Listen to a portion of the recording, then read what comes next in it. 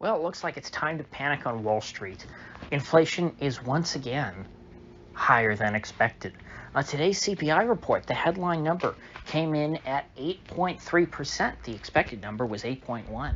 And you might say, golly, that doesn't sound like that big of a difference when you're already over 8%, 0.2 of a percentage point. But the point is, if the CPI comes in higher than the Wizards of Smart were forecasting, well, then that changes people's expectations about the future actions of the Fed. And so the markets have pretty much priced in another 75 basis point rate hike. The consensus seems to be that that's all but guaranteed, and there's even a chance of a 100 basis point rate hike, which we've been teased with before. Hasn't come to pass yet, but who knows, it might. And so, upon this miss, stocks puked despite having rallied for quite a few days in a row, but they just still can't seem to get out of the rut. The S&P is now down 18.3% in that range, over 18% again. It's almost back into bear market territory. And so when you think of it in that sense, yeah, things have been bad, in the stock market for, pretty much this whole year. I think we peaked back in January, February of this year at 48.18 on the S&P. We're still kind of bobbing just above that 20% mark. And so things can get a lot worse from here. A bad stock market decline, you would expect stocks to fall, by like 50%. So you would think, okay, well, it'll fall from like 48 down to, maybe 2,400, which is not that crazy. Believe it or not, that's about where we were at the lows in March of 2020, all the way back then. So the stock market has grown rapidly since the end of the lockdowns. And considering the stock market is supposed to be somewhat reflective of the overall U.S. economy, do you think that since March of 2020, the U.S. economy has doubled? No. And so the idea of the S&P 500 being at 48.18 where it peaked, it's absurd. So you should expect things to get much worse for stonks before the S&P ever sees 48.18 again. Back in March of 2020, when the CARES Act kind of put a floor in the market and limped everybody along by printing, the gap, the so-called, what is it the Keynesians call it? The output gap.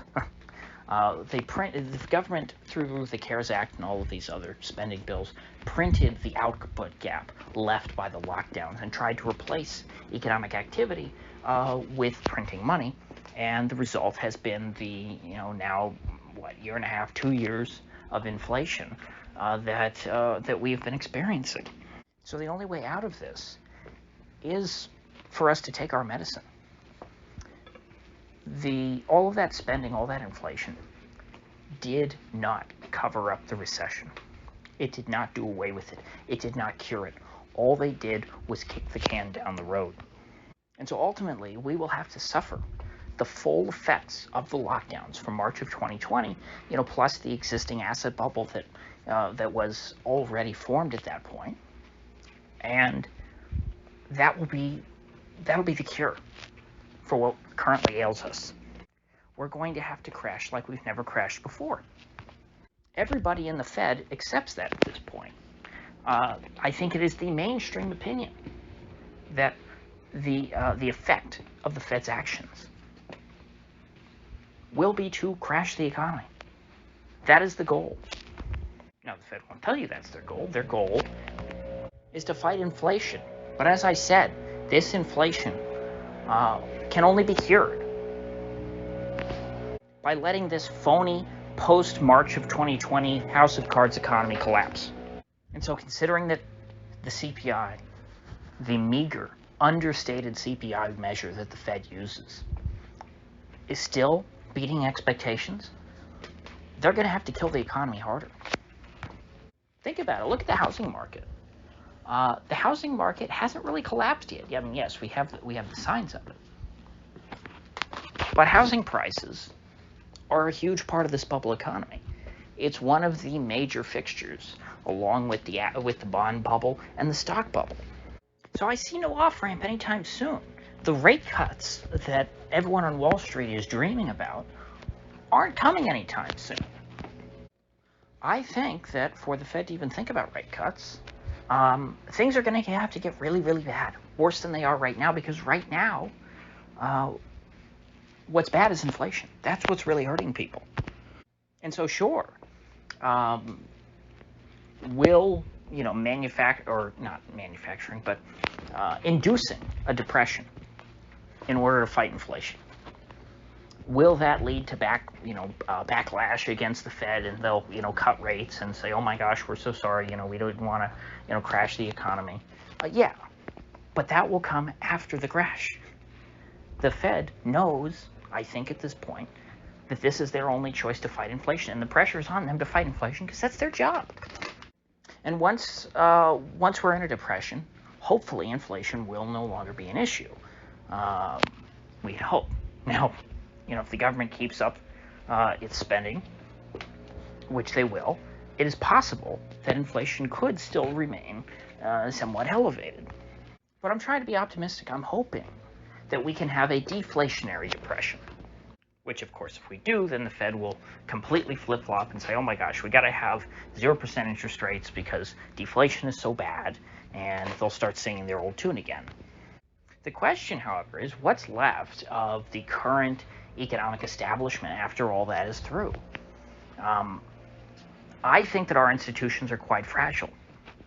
I don't think that, these big banks and such that were too big to fail in 2008, I don't think that they're any stronger now. Now, I might prove to be wrong, and I guess that's fine. I don't really care either way. I'm not going to, cheer for them if they survive. But a lot of folks aren't. A lot of folks are going to get caught with their pants down. And so in retrospect, I think people will agree that, Q1 of 2022 was the start of this next Great Depression. That's where things, took a dive. Now, the seeds were planted, of course, many, many years ago, perhaps decades ago, depending on how far back you want to look. I would argue decades ago. But essentially, the die is cast, and we're in the process of the collapse. Now, it's a slow thing, yes. People didn't know that they were in the 2008 collapse for a couple of years. Really started with the housing crash, which started in 06. 06 is 2 years before 08.